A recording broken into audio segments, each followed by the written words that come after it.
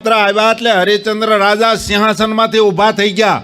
આજ મારે આંગણે બ્રાહ્મણ આવ્યા અને ભક્ત જેનું જીવન એટલે કે જેનું પ્રારબ્ધ ફરવાનું હોય, જેનું પ્રારબ્ધ સારું થવાનું હોય, એને આંગણે વગર આમંત્રણે ભગવાનના ભગત સાધુ કા બ્રાહ્મણ આવી ચડે એટલે સમજવાનું કે આ હવે આપણું પાંદડું ફરવાનું થયું છે. પરાણે નહીં મારે ઘરે આવો ને આવો, અથવા તો અમે સામેથી કહે ના એલા પધરામણી કરો ને કરો, તો તમારું પાંદડું ફરવાનું થયું છે.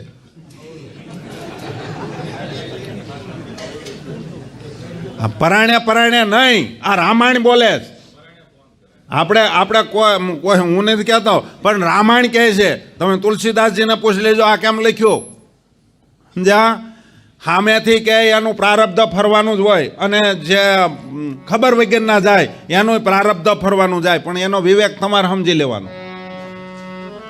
સમજ્યા? હરખું હાલવાનું હોય એટલે ખબર પડે કે હવે આવ્યા. અમુક અમુક પગલાં કરવા અમને પરાયણે બોલાવે, અને અમુક અમુક જગ્યાએ અમે પરાયણે પગલાં કરવા જઈએ. એટલે આ વાત આવે છે ને, પરાયણનું પુણ્ય ન થાય. સૌદાસ પટેલ હતા ને શેડુભારના, કોઈ છે નહીં ને શેડુભાર વાળા? હે લે સાંભળો, એટલે લે આ જ બેઠો. સૌદાસ પટેલ શેડુભારના હતા. એ બહુ ભગત હારા, વાડીએ કામ કરે, ખેતીનું કામ કરે ને એમાં સંતોનું મંડળ ન્યા ગયું. મહારાજને કહે મહારાજ સંતો બધા ન્યા ગયા એટલે હરિભક્તો બધાએ કીધું કે સ્વામી આપણે શું કરશું જમવાનું? તો કે કોઈ ચિંતા ન કરો, ઘણી વાર કથા સાંભળો પછી અમે જોડી માગી આવીશું. આમ સંકલ્પ કરીને થોડી વાર કથામાં બેઠા, ત્યાં સૌદાસ પટેલ આવ્યા. સૌદાસ પટેલે આવીને સંતોને પૂછ્યું કે સંતો થાળનું કેમ છે ઠાકોરજીના? એટલે કે એ તો બધું થઈ ગયું, હમણાં આ કથા પૂરી થાય એટલે જોડી માગવા જઈશું. સૌદાસ પટેલ કે ક્યાંય જવાનું નથી, હું મારી ઘરે જ લઈને આવું છું સીધું. જોડી માગવા શું કામ જવું જોઈએ? અમે હરિભક્તો છીએ ને અમારે ઘરે ખૂટે ત્યારે તમે જોડી માગજો. એ કે કાંઈ વાંધો નહીં, લઈ આવો. અને ગયા સૌદાસ પટેલ. સૌદાસ પટેલને બોલતા તો બોલાઈ ગયું મારું. ઘરે કાંઈ હાલતું નહોતું. સમજ્યા? મેં એક આજ સંકલ્પ કર્યો છે, જો તમારું ઘરે હાલતું હોય તો આપણે આમાં કોઈની ઉપર ચારાની સાંકળ નથી ફિટ કરવાની. આવતી આપણે પૂનમ આવે ને, પૂનમ તો તમને ખબર છે ને આ કયો મહિનો હાલે? એ કયો મહિનો? ધનુર્માસ. કયો? એટલે શું લેવા તમે આવો છો? ભગવાન વહેલા ભણવા જાય છે. એટલે ભગવાન વહેલા તમારા બધા ટેણિયા ભણવા જાય તો એનું શું કરો તમે? નાસ્તાના ડબ્બા જો ને. એટલે આપણે વધારે કાંઈ નહીં, કાયમનો કંઈ કરો તો કાંઈ નહીં, પણ એક દિવસ આપણે એવો રાખીએ પૂનમનો. બધાની ઘરે તમે હું જમો છો ને એ મારે જોવું છે. સમજ્યા? સવારના પોરમાં થાય છે ને બધું નાસ્તા બાસ્તા જે તમારી ઘરે બને ને એ બધું અહીંયા એક થોડુંક લાવવાનું, પછી યોગ લાગે તો પાછું લઈ જાયજો, નહીંતર અહીં પ્રસાદ કરીને બધાને વેચી દેવું. શું કરવું છે? કરવું છે ને? પૂનમે જેટલા બેઠા છે એને બધાની ઘરે. દાદા તમારે કોઈ નહીં હો તમ તારે, કારણ કે હવે તમારું હાલે નહીં. આમાં વડેલોને આમ મોજ કરવાની, આપણે બેન જોવાનું. બરાબર? હવે જેની ઘરે જેને હાલતું હોય એ લઈને આવશે, અને જેની ઘરે નહીં આવે એટલે આપણે પછી એને સાંત્વના આપવાની. બરાબર? પૂનમને દિવસે બધાએ ફરજિયાત થોડું થોડું, ભલે આપણે કાંઈ વધારે નહીં, નાની વાટકીઓ અમલ્યા જેવડી વાટકીઓ લઈને આવશો તોય હાલશે. ઠાકોરજી તો ભાવનાના ભૂખ્યા. પૂજામાં તમે કાંઈ થાળ નથી ધરાવતા, હાકરની એક ગાંગડી ધરાવો છો, અને 7-8-10 ભગવાનને બેહાર્યા હોય. એક ગાંગડીમાં 7-8-10 સમજી લે. બોલો, ભાવનાના ભૂખ્યા. હવે તોય હાકરની ગાંગડી એક ધરાવો તોય ઠાકોરજી સ્વીકારી લે છે. તમારી ઘરે જે કાંઈ બને, બાજરાનો રોટલો, ઘઉંનો રોટલો, ભાખરી, રોટલી, દહીં, કે જે તમારી ઘરે બને, અથવા તો તમને જે ભાવના હોય એ આપણે પૂનમને એક દિવસ બધાએ ફરજિયાત લાવવાનું છે. જેની ઘરે ન હાલતું હોય એ તમ તાર કાંઈ આપણે ચિંતા નહીં, અને અમને કહી દેજો. સવારે જ હોય ને, આ બપોર પછી નહીં એલા જોઈજો પાછા. અત્યારે સવારે આવે આરતીમાં, તે દિવસે વહેલી પૂનમ ભરવાની બધાએ. હું તે એક દિવસ બધાએ ફરજિયાત પૂનમ ભરવાની. જે આપણે અહીંયા 7 વાગે આવે છે ને એ નહીં, એક દિવસ પૂનમને દિવસે એક દિવસ બધાએ ફરજિયાત આરતીમાં પહોંચી જવાનું. આરતી થાય ત્યાં બધું ગોઠવાઈ જાય એવી રીતનું દર્શન કરવા આવો જઈ. અનકોટ તો આપણે ન કહેવાય, પણ તમે લાવશો એવું કરશું. અમારે તો ઘણા ઘોડા ગોઠવીને કરવું, પણ એમ તમે કેટલું લાવો એ ઉપર આધાર. આમાં પછી અમને ખબર ન હોય ને તમારી ઘરે કેવી બટાઝટી બોલે છે. એટલે પૂનમના દિવસે બધાએ રોટલો બને તો રોટલો, શાક, બધા પણ જુદું જુદું લાવજો. બધા એકનું એક નહીં લાવતા. બરાબર? એવો એક દિવસ આપણે રાખીએ. આ સૌદાસ પટેલને બોલતા બોલાઈ ગયું કે સંતો ક્યાંય જવાનું નથી, અને હું સીધું લઈને આવું છું. હવે ઘરે હાલતું નહોતું, અને ઘરે ગયા તો ખરા બીતા બીતા, હળું કરતા આજુબાજુમાં બધે જોયું, પણ એના ઘરના બરોબર પાછળ વાડો હતો ને, ત્યાં સાણા થાપવા ગયા હતા. સૌદાસ પટેલનું ઘર છે કે નહીં? હવે મંદિરની પાછળ ઠીક. એટલે આપણે નહીંતર જાય તો જોઈએ પાછળ વાડો કેવો હતો ને, બટાઝટી બોલી જોવું તો જોઈએ ને. એટલે સૌદાસ પટેલ પછી એના ઘરના પાછળ વાડા છાણા થાપતા હતા વાડામાં. ત્યાં એને એમ છું, ઓલી પહેલાંના વખતમાં દળવાની ઘંટી હતી ને, એ દળે અને પછી નિરાતે છાણા થાપવા ગયા. સૌદાસ પટેલને એમ છું, મારું આજ તો કામ થઈ ગયું, ભગવાન છે હવના એમ માની અને હુંડલી લઈને નીકળ્યા બીલી પગે. પણ અમુક વાત છે ને ગરોળીને ખબર પડી જાય. બોલો, ભેદ ગરોળીને તમે ખાનગી વાત કરતા હશો ને ત્યારે એ ભેદ ગરોળી તો હશે જ. જોજો તમે, કોઈ માણસ ન હોય, ભેદ ગરોળી તો હોય જ. એ તમારી જાણ બધાને કરી દે. ખબર નહીં હું છું વાઇબ્રેશન. એટલે એના ઘરના સાણા થાપીને બરોબર પાછા વળતા ને આ ડેલીની બહાર નીકળ્યા, અને હુંડલી ખભે હતી હાથમાં લઈને નીકળતા હતા કે કઈ બાજુ શું છે, રાડ નાખીને આ ભાગવા ગયા. હવે પહેલાંના વખતમાં ડેલીઓ આમ નીચી હતી, ખબર, બારીયું આમ વાંકા વળીને જાય, હળુકદન જાવા ગયા ને ત્યાં આંબી ગયા, અને સાળ પકડી કે હું છે હું. એ કે કાંઈ નહીં સંતો ને, એ તો એવા તો હાલ્યા આવે. એ કે અહીંયા દળી દળીને ફોલ્લા પડી ગયા તો એને બધું દઈજો ન હાલે. પણ છતાંય ભગતે પાછું વાળું ન જોયું, કેડિયાની સાળ પકડી અને ખેહા ખેહી થાય, કેડિયાની સાળ એના ઘરનાના હાથમાં રહી ગઈ, અને ફાટલી સાળે મંદિરમાં આવ્યા. સંતોને દીધી હુંડલી કે લ્યો સંતો કરો રસોઈ. એમાં કોઈક નાના સાધુ હતા, એણે એમ કીધું કે ભગત આમાં હળદી થઈ રહી છે. હળદી છે નહીં એમ, બીજું બધું આવી ગયું, હળદી નથી. એ કે એ હળદી લેવા જાય ને તો હાવ જાય. હા, કેડિયાની સાળ ગઈ તો એટલું સીધું આવ્યું, આમાં બનાવો અને પીળું ન થાય તો હું વાંધો. એ કે અમારા પીળા હાથ થયા, એમાં તો આ ડખો છો, પીળું ન કરાય, સમજા. અને પછી તો એ રસોઈ કરી. એમ ઘણાને ન હાલતું હોય, સમજા, સૌદાસ પટેલની જેમ. પણ અહીંયા કહેવાનો હેતુ, હરિચંદ્ર રાજાને આટલો દુઃખ પડ્યું, છતાંય ભગવાનની આંગણે આવ્યા. એટલે કે હરિશ્ચંદ્ર રાજાને આંગણે વિશ્વામિત્ર આવ્યા, એટલે પૂજન કરવા માટે તૈયાર થયા. અને આંગણે આવે ને એને પહેલાં પૂજન કરવું જોઈએ. સંતો આવે, બ્રાહ્મણો આવે, અભ્યાગતો આવે, એનું પહેલાં પૂજન એટલે ચાંદલો જ કરવો, એના પગ ધોવા, એ જ પૂજન નહીં, વાણીથી પણ પૂજન કહેવાય. આવો આવો બોલો, કાંઈ અમારી જેવી આજ્ઞા, અમારી પાસે કાંઈ ઈચ્છા, આ બોલવું ને એ પણ એક પૂજન છે.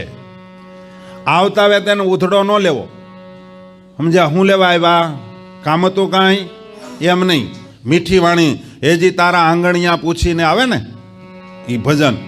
આ મારું કેવું છે ખબર, મને ઘોડો ખેલવવા આપ્યો ખરો, પણ ટેરેજ ઉપર, ધાબા ઉપર ઘોડો ખેલવવાનો. હવે ઘોડો ખેલવીને જાય ક્યાં? અને મને ઘોડો ખેલવાની બહુ આમ તમન્ના બહુ, પણ હવે ધાબું છે, કાંઈ બગીચો કે એવું કાંઈ આમ ખુલ્લું મેદાન નથી. એમ તમને ન ખબર હોય ને પછી બીજી. હરિચંદ્ર રાજા વિશ્વામિત્ર આવ્યા એટલે સિંહાસનમાંથી ઊભા થઈ ગયા. વધારો પધારો કહી અને પછી એનું પૂજન કર્યું. કઈ રીતે પૂજન કર્યું? નિષ્કુળાનંદ સ્વામીએ લખ્યું, હે ષોડશ પ્રકારે કરી પૂજા અતે જે, હે ધૂપ દીપ કરે, હે ઉતારે આરતે જે, પછી હાથ જોડી કરી હે વિનતે જે હે માગો માગો મુજથી મોટા મહામતે જે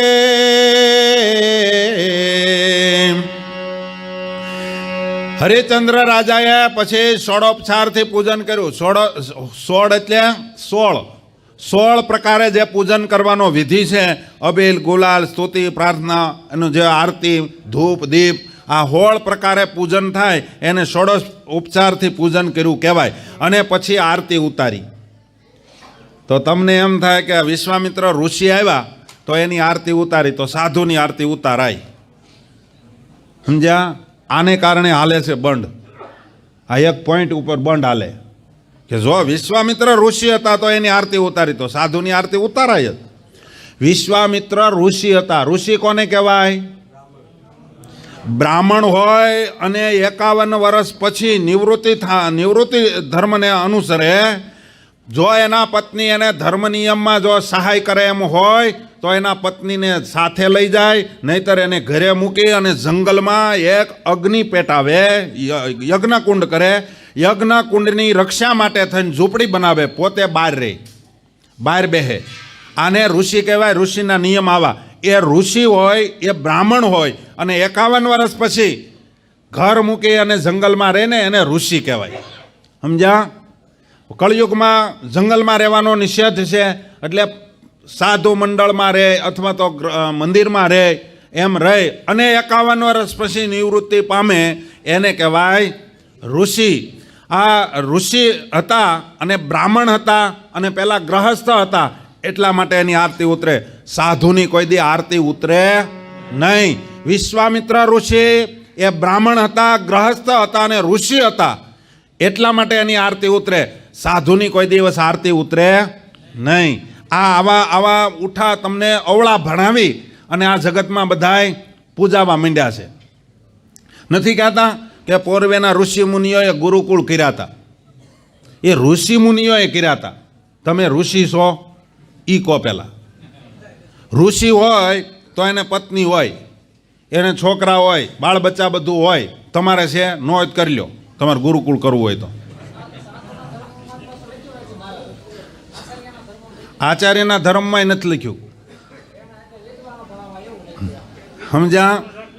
સાધુને કોઈ જગ્યાએ આશ્રમ બાંધવો એ નિષેધ છે, એને ગુરુ પરંપરા ચલાવવી એ નિષેધ છે. સાધુને કરાય નહીં. આ તો હું કામે છોકરા ભણાવે છે ખબર?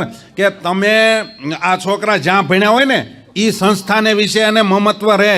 પછી પાછા પધરામણીમાં જાય ને એમ કે ભણ્યો છો કાંક કરજે. માતૃ સંસ્થા કહેવાય. ત્યાં મોટી માતૃ સંસ્થા વડતાલ ક્યાં ગઈ? વડતાલ, ગઢડા, જુનાગઢ આપણી સાચી માતૃ સંસ્થા. જેના કપાળમાં તિલક સાંડલો છે, જેના ગળામાં કંઠી છે અને જેણે આચાર્ય મહારાજ થકી જેણે ગુરુ મંત્ર લીધો એ તમામ બાઈ ભાઈ તમામની માતૃ સંસ્થા વડતાલ છે. સમજ્યા? પછી 6 ધામ. આ તો એક વડતાલનું મેં નામ દીધું. નરનાળદેવ, ભુજ, અમદાવાદ 6 ધામ એ જ આપણી માતૃ સંસ્થા કહેવાય. બીજી માતૃ સંસ્થા કહેવાય નહીં. આ તો ભણાવે એટલા માટે કે પૈસા પછી આવક ચાલુ થઈ જાય. પછી કોઈ હરિભગત આપણને ન બોલાવે તોય હાલે. બાકી સાધુને જેને દાઢી મૂછ ન ઉગી હોય એના સંપર્કમાં પણ ન રહેવું. આવો આ પછી છોકરા અહીંયા આવે એટલે એને કાઢી ન મૂકવા પાછા. આ તો મંદિરે આવે છે, પગે લાગીને વયા જાય. એની હારે રાત દિવસ રહેવાનું થતું નથી. દાઢી મૂછ ન ઉગી હોય એવા છોકરાને સાથે ન રાખવો, કારણ કે એમાં સ્ત્રીનો ભાવ છે, અણહમજું છે, એટલે અધર્મ થાય. અને આ પેપરે એટલે સીડ્યું ને, આ બધું જે પેપરે સીડ્યું તોય તમે માથા હલાવો છો ને તોય પાછા છોકરાને ગુરુકુળમાં મૂકો છો. હું તો એમ કહું અભણ રહે ને તો એને હાઠિયું ખોદવા રાખજો, પણ એને ગુરુકુળમાં નહીં ભણાવતા. કારણ કે સંપ્રદાયનું નખોદ કાઢે છે. કાલ સવારે પાછા એ જ આચાર્યની હામાં પડે છે, મૂળ સંપ્રદાયની હામાં પડે છે. સમજ્યા? દેવના દ્રોહી બને, ઉલટાના એના જીવાત્માનું તમે ભૂંડું કરો છો. કારણ કે કાલ એટલા વર્ષ ત્યાં ભીણો હોય એટલે એને ઠસીને અવગુણ નાખી દીધો હોય અને પછી દેવનો, આચાર્યનો, ઓરિજિનલ સંપ્રદાયનો, ઓરિજિનલ સાધુનો એને દ્રોહ થાય. સમજા? એના જીવનું અધઃપતન થાય. આચાર્ય મહારાજને આજ્ઞા કરી છે એ વિદ્વાન બ્રાહ્મણ રાખી સદવિદ્યાની પ્રવૃત્તિ કરાવવી, મીન્સ કે સંસ્કૃત ભણાવવાની પાઠશાળા કરાવવી. આ નહીં, આ તો નરેન્દ્ર મોદીનું કામ છે, મીન્સ કે સરકારનું કામ છે આ ભણાવવા. સમજ્યા? આ સાધુનો ધંધો નથી. પ્રાઇવેટ સંસ્થાઓ કરીને છોકરા ભણાવવાનું આ બધા ધંધા બે કારણ માટે થાય છે. એક તો એને સ્ત્રી જોતી છે ને બીજું ધન જોતું છે. આ બેનો ઉપયોગ કરવા માટે થઈને જ પ્રાઇવેટ કરે, નહીતર મૂળ મંદિરમાં હું નથી મળતું. હે, ખુલ્લે આમ કહું છું, આ જેટલા પ્રાઇવેટ કરે છે અને મૂળમાંથી ખહે છે ને, એનું મૂળ કારણ કાં તો ધનમાં લેવાનો છે અને કાં તો સ્ત્રીમાં લેવાનો છે. અને હું તો એમ કહું, જે ધનમાં લેવાનો હોય સ્ત્રીમાં હોય જ. કારણ કે નિષ્કુળાનંદ સ્વામીએ એમ લખ્યું છે કે ધનની અંદર 18 અનર્થ છે. કેટલા? 18 અનર્થ. આ તમને છેલ્લે સંભળાય છે ને? એટલે માઇક ચેક કરજો પાછળ. સંભળાય છે છેલ્લે? તો વાંધો નહીં. એટલે વિશ્વામિત્ર ઋષિની આરતી ઉતરી, સાધુની કોઈ દી આરતી ઉતરે નહીં. એટલે આ વાતને ઘડી રાખવી. સાધુનું પૂજન ખાલી ચાંદલો કરવાથી, હાર પહેરાવાથી થાય, બાકી સાધુનું પૂજન થાય નહીં. અહીંયા વિશ્વામિત્ર ઋષિની એટલા માટે પૂજા કરી, બ્રાહ્મણ છે અને ગુરુ બ્રાહ્મણ જ થઈ શકે, સાધુ કોઈથી ગુરુ ન થઈ શકે. ભાગવત ના પાડે છે. સમજ્યા? ભાગવતમાં ચોખ્ખું લખ્યું છે. ભગવાન કૃષ્ણ બોલ્યા છે કે સાધુને પરંપરા ન બાંધવી, ગુરુ પરંપરા ન બાંધવી અને આશ્રમ ન બાંધવો. એ નિષિદ્ધ છે સાધુ માટે. અને આજના સંદર્ભમાં અમારા આશ્રમ નો જ તમે કોઈ બોલાવો નહીં પાછા કે સ્વામી પાસે કાંઈ છે, કાંઈક હોય તો એ કે નો સારું આશ્રમ હોય તો જ સારા સાધુ હોય ને. ઘણા એમ કે એની પાસે કાંઈ હોય, કાંઈક જો એનામાં ગુણ હોય ને એનામાં આવડત હોય તો નો કાંઈ આશ્રમ કર્યો હોય. આવડત હોય તો જ હોય કે કાળા ધોળા કર્યા હોય તો હોય? હે, સ્વામિનારાયણ ભગવાનની આજ્ઞા લોપે તો જ હોય, નહીતર હોય? સ્વામિનારાયણના સાધુને તો ગામડા ફરવાના, પોતાના જીવાત્માનું કલ્યાણ કરવાનું અને જે સંપર્કમાં આવે એનું કલ્યાણ. બધાને બાવડા પકડીને કહેવાય નહીં જવાનું.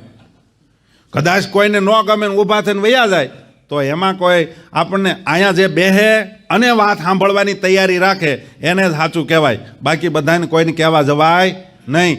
અમારું કલ્યાણ પહેલું કરવાનું. ગોપાળાનંદ સ્વામીએ વાતોમાં લખ્યું, પોતાનું કરીને બીજાનું કરવું. અમારામાં કાંઈ ફેર ન પડે તો જ તમારું કલ્યાણ થાય. સમજ્યા? દિવાળીમાં ઓલું શું કહેવાય, ઓલું આગળ હોય ને દારૂખાનું હોય ને તો જ તીખારો થાય, નહીતર એની દિવાળીમાં કાંઈ ન હોય દારૂખાનું અને ઓલા બાકસ ઉપર જ હોય ને ઘઈ કરો તો શું થાય? ઓલું હોય સોટાડ્યો હોય એ વયો જાય. એમ દિવાળીમાં ઝાઝો હોય. હું છું એલા બંધ કરવાનું કહેતા કરી દો, પણ અવાજ કરો માં કઈ વાંધો નહીં. દિવાળીની અંદર તો લોંદો હોય, ખબર ને? આપણે મારી ભાષામાં, ગામડી ભાષામાં એને શું કહેવાય? ફૂલું. આપણે સાદી ભાષામાં લોંદો કહીએ. દારૂખાનાનો લોંદો હોય તો ઓલામાં ભલે થોડુંક એવું કાગળ જેવી પતલી પટ્ટી છોટી હોય, પણ ઓલો લોંદો ઘાય તો ઓલામાંથી તીખારો થાય. પણ પેલા લોંદો તો હોવો જોઈએ ને. હે, એમ સાધુમાં હોય તો તમારામાં આવે. આપણા મોટા સંતો તો એવું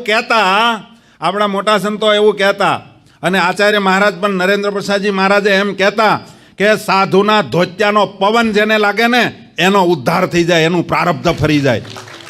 એટલી સાધુની અંદર તાકાત છે.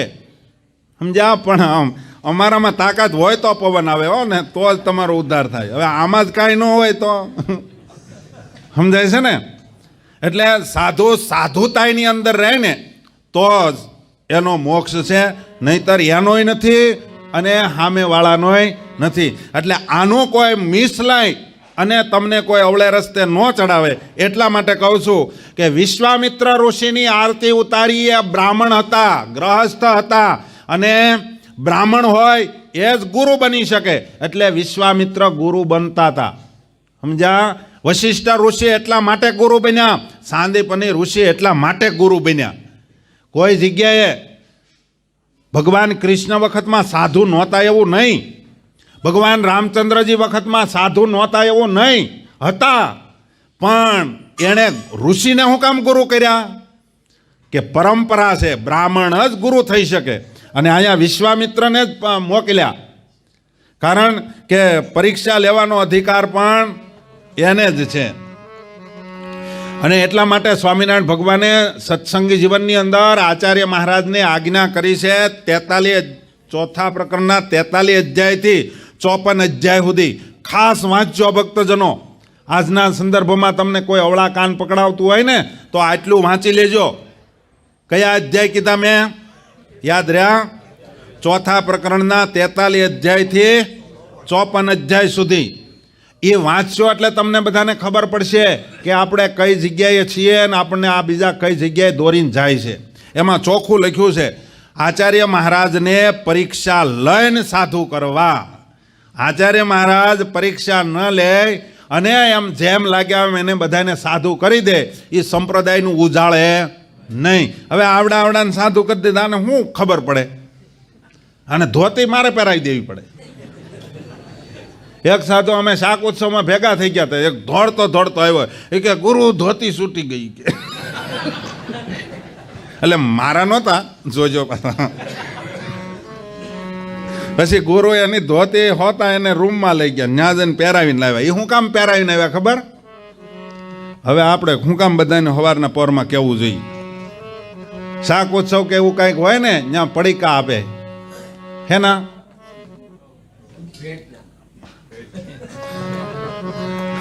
તમને એમ કે અડજ્યાના. એટલે હરિચંદ્ર રાજાની આરતી ઉતારી, એટલે હરિચંદ્ર રાજાએ આરતી ઉતારી વિશ્વામિત્ર ઋષિની. અને પછી કીધું કે શા કારણે તમારે આવવાનું થયું મહારાજ? અને સાંભળો, હું રાજા છું, તમે મારી આંગણે આવ્યા, હવે તમારી ઈચ્છા હોય એ બોલો. એ માગો કાંઈ મુજ પાસથી તે આપો તમને આજા. ત્યારે મુનિ બોલ્યા એ આપ તારો સર્વે રાજા. આ ઋષિ કાંઈ જેવા તેવા હતા નહીં. ક્યારનો કહેશો કાંઈક માગો, કાંઈક જરૂર હોય તો કહેજો, કાંઈક હોય તો કહેજો, લાવો તમારો રાજ આપી દો. રાજા તો હમહમી ગયા છે, જો કે એ હમહમી એવા નહોતા. અમારે એક હરિભગત, અમે વિદ્યાનગર સંગીત શીખતા ને ત્યારે વિદ્યાનગર રહેતા, શરૂઆતમાં અમે પાર્ષદ હતા ત્યારે. એ એક હરિભગત વલાસણથી આવે અને વારે વારે એમ કે સ્વામી હરિકૃષ્ણ મહારાજની કૃપાથી ટ્રેક્ટર થયું છે. એ જમાનામાં ટ્રેક્ટર એટલે હારામાં સારું કહેવાતું. ટ્રેક્ટર છે, આ બધું સાધુ માટે છે ટ્રેક્ટર, જ્યારે જરૂર હોય કહેજો. અને બરોબર ત્યાં થોડુંક અમે શાકભાજીને એવું વાવવું હતું, થોડુંક ખેડવું હતું. કીધું ભગત ટ્રેક્ટર લાવતા કે આજ નહીં, 3 દી પછી આવશે. લેલા હરિકૃષ્ણ મહારાજનું હતું ને, બોલાય છે, વાણીનો વિવેક બધાને આવડી ગયો છે, સમજ્યા? આ તો ગાડી પ્રસાદીની કરવા આવે ને તો કે સ્વામી ઠાકોરજીની કૃપાથી ગાડી થઈ છે, ભગવાનના ભક્તો હાટું જ વાપરવાની. બરોબર તેદી માગી હોય ને તે શું કે આજ તો અમે બધા ઘરના સભ્યો મળીને બહાર જઈએ છીએ, પછી ક્યારેક વાત. તો પછી તારી ગાડીનો હું મોરબો કરવો છે? અત્યારે જરૂર છે, સમજ્યા? કહેવાય આ બધું ભગવાનનું બોલવું હેલું છે. ઓલી નથી વાર્તા કરતા બધા, એક જણો આમ બહુ સરસ મજાની ચોપાઈ બોલતો હતો, રઘુકુલ રીતિ સદા ચલી હાય, પ્રાણ જાય પણ વચન ન જાય. એ ચોપાઈ બોલે ને એના ઘરના ડખો કરતા કે કાંઈ બોલે તો તને બાવાને દઈ દે. આ બાપુએ ત્યાં જઈને સીપિયો ખોડ્યો. એવી વાત કરે છે કે આ તમે પાછા ચોપાઈ બોલો છો ને આ બે બોલ્યા છો, એટલે રઘુકુલ રીત સદા ચાલી હાય, સમજ્યા? પ્રાણ જાય પણ વચન જાય નહીં. તમે બોલ્યા ને કે હવે તું બહુ ટેડ કરી તો બાવાને દઈ દેશે, એમ તો હવે આપી દો. એ કે ભાઈ એ રઘુકુલ રીત હતી ને આ મારી રીત છે, તમે વયા જાઓ, નહીંતર તમારું વચન જાહે અને તમારું મસ્તકે જાહે. એમ અહીંયા હરિશ્ચંદ્ર રાજાને કહે તમારે માગવું, તારે આપવું જ હોય તો હવે તારું રાજ આપી દે. અને ભાઈ હકીકતમાં રઘુકુળ હતા, સમજ્યા? એટલે જો સાંભળો. અને વિશ્વામિત્ર ઋષિએ કીધું તને આપવાનું કહું છું તારું રાજ. હરિશ્ચંદ્ર રાજા કે આપી દઉં. એ કે પણ એમનેમ નહીં, જો આ રીતિ પહેલેથી છે. જો હે પૂછ રાણી કોવર તારાને અને સહુ હોય રાજે રળિયાતા. સ્વામિનારાયણ ભગવાને હરિચરિત્રામૃત સાગરમાં એવું લખ્યું છે, અન્ય શાસ્ત્રમાં પણ આવે છે કે તમે દાન કરો ને તો ઘરના સભ્યોને પૂછીને કરજો. હું ઘરના સભ્યોને પૂછીને દાન કરાય. ઘરના સભ્યો બિચારાને જોતું હોય એને તમે પૂરું ન પાડી શકતા હો, અને અહીંયા તમે 5000 આપણા લખી લો, ચીઠીઓ ફરતી હોય ને જમાવટ થઈ જાય. મોરલા બોલતા હોય ને તો આપી દે બધું. તો એક જણાએ તો અક્ષરાનંદ સ્વામીની વાતોમાં આવે, ભવાએ રમતા ને મોરલા બોલતા હતા, કપડાં કાપી દીધા હોય છે, કપડાં. અક્ષરાનંદ સ્વામી વાતોમાં લખ્યો હતો કે જન્મ છો તો ને એવો થઈ ગયો. હા, બધું આપી દીધું. પછી તો એવો શરમાણો. એટલે ઘણાને મોરલા બોલતા હોય અને જે જેકાર થતો હોય અને ત્યારે તો તાન તૂટે એટલે આપી દે. તમારામાં તો વાંધો ન આવે, હજી તમે કઠણિયા. પણ બેનો બહુ દયાળુ, એ નાકનો દાણો કાઢીને આપી દે, લ્યો મૂર્તિમાં મારો. પછી હાથના બલોયા હોનાનો હોય તો દઈ દે, પગના ઝાંઝરે દઈ દે. અરે કાપ પહેર્યા હોય ને, શું કહે એને, કડિયું પહેર્યું હોય ને તોય આપી દે. મંગળસૂત્ર હોય છે ને તો ગયો ધણી એનો. આ બધું દાનમાં ક્યારે અપાય? એના ઘરવાળાને વિદાય આપી દીધી હોય ને તો જ અપાય. નહીતર કોઈ દી તમે એટલો વિચાર કરો, ભલે તમે પરણીને આવ્યા એટલે તમારા પત્ની રૂપે, પણ એ કોકની દીકરી તો હશે ને. હે, સ્ત્રીને ઘરેણું ચડાવાય, કોઈ દી સ્ત્રીનું ઘરેણું ઉતારાય નહીં, સમજ્યા? અને આ મીડા ઉતારવા એને જ આ પનોતી બેઠી, જે લાગ્યા હોય એમ દેવામાં. હા, કદાચ એવું તમારે 2 દાણા હોય નાકના, 2 કડિયું હોય તો ઘરના સભ્યો પહેલાં નક્કી કરીને આપો. જ્યારે હુરાતન સડે તરત ન્યાન્યા ન આપી દેવું, સમજ્યા? એક ક્ષણવાર હાથના બલોયાને નોખા નહોતા કરતા આપણા વડવાઓ. જોવો તમે તમારા માતા પિતાના જીવન જોવો તમે. કોઈ દી માતાને 12 બંગડીઓ હાથમાં હોય તોય લોટ બાંધવામાં નડતી હોય તો કોઈ દી કાઢતા નહોતા. અને આજના સંદર્ભમાં કોઈ પહેરતા નથી. એ કે આમે આ ટળેલો છે, શું ખબર. અને આ ભાગતી દુનિયામાં શું ખબર ક્યાં ભટકાઈને આવે. એના ઘરના સાંજે આવ્યા ને તો હું કે હાશ આવી ગયા. એ કે કાં? એ કે મને આ બાજુવાળા બેન કહેતા હતા, એ કે એક આયા રોડ ઉપર ગાંડો પીલાઈ ગયો. મને તો એમ હતું કે આ ઈ નહીં હોય ને બોઘા જેવા.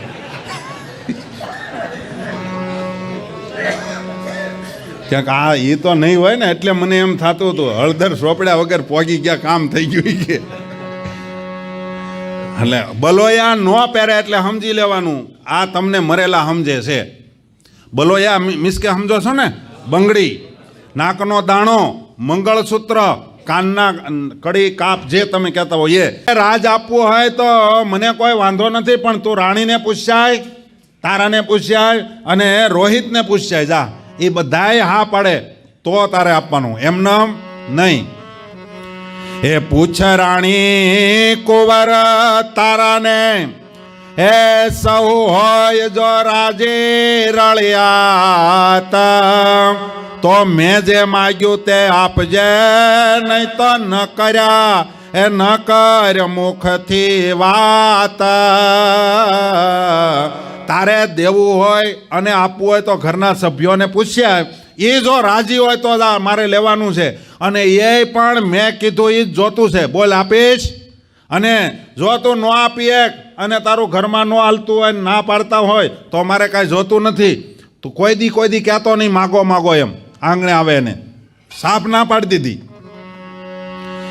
હે રાજ્ય દઈને, અને પાછો એ ચોખવટ કરજે ઘરે જઈને, તારાને અને રોહિતને કહેજે કે આપણે દાનમાં દેવું છે, પણ દાનમાં દીધા પછી હે રાજ દઈને તમે બધા રાખ થાશો. આવી તૈયારી રાખજે.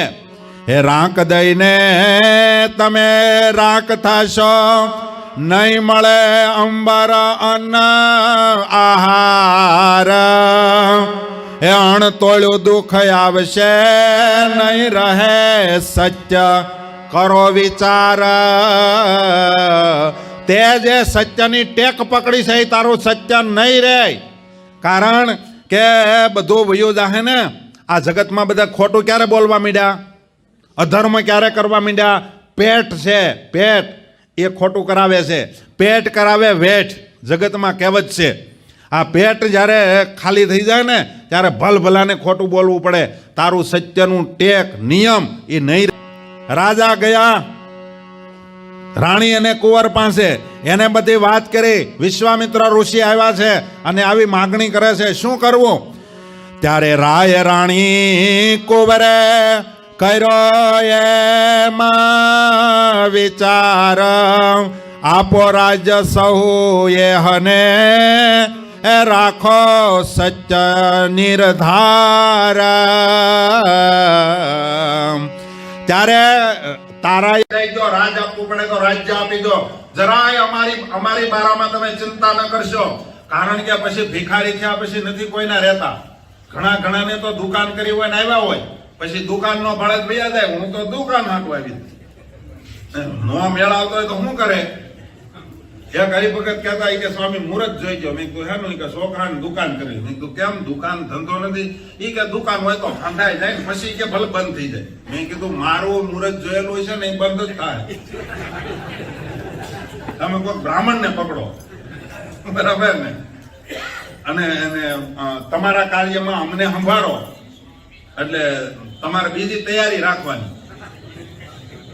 સમજાય ને? તારાએ અને રોહિદાસે બેય કહી દીધું, પિતાજી અમારા બારામાં ચિંતા ન કરશો. તમારે રાજ આપવું પડે તો આપી દો, અમે તમારી સાથે છીએ. આવું કેનારા જો ઘરે મળી જાય ને તો સત્યુગ થપાઈ જાય. સમજ્યા? પણ ઘરે ઘરે એ હોતા નથી. સત્સંગી જીવનમાં લખ્યું, જેના 100 જન્મના પુણ્ય ભેગા થયા હોય ને એને ઘરે પતિવ્રતા સમજણી નારી આવે છે.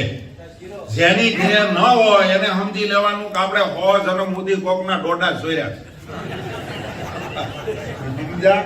કોકના વાડમાંથી સીપડા ચોર્યા, તો જ આવું ભટકાય. નહીતર બધી સત્સંગી જીવન બોલે 100 જન્મના પુણ્ય ઉદય થયા હોય એને ઘરે પતિવ્રતા નારી સમજણી નારી એને ત્યાં આવે છે. બાકી તો આપણે શું કહેવાય, અમુક શબ્દ તો હું ગળી જાઉં છું. ગુણાતીતાનંદ સ્વામી કીધું કે જીભ ચાલીને વાતો કરવી, એટલે અમે થોડીક વાતોને પકડી રાખી છે.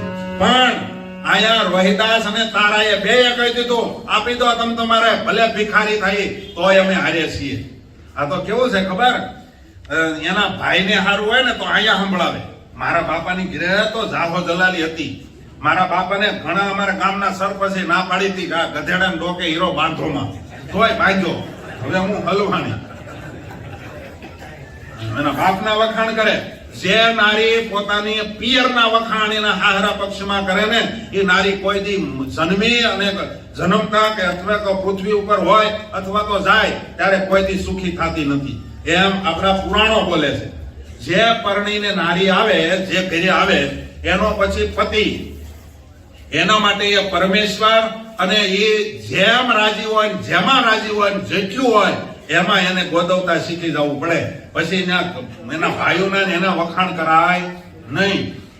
એના ભાઈને જ ત્યાં સારું હોય તો પછી ત્યાં જ રહેવું હતું ને. આ ગરીબાઈમાં શું કામ આવ્યા?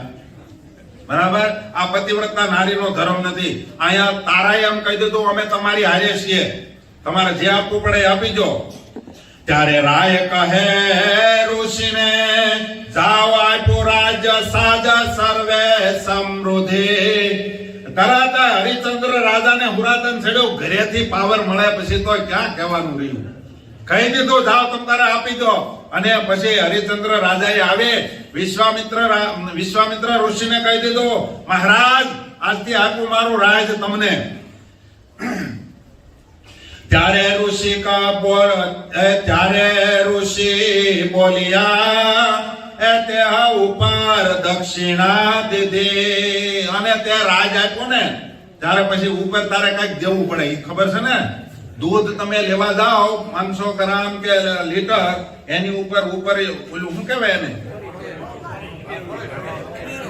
ઉમેરો. હા, ઉમેરો થોડુંક આપતા.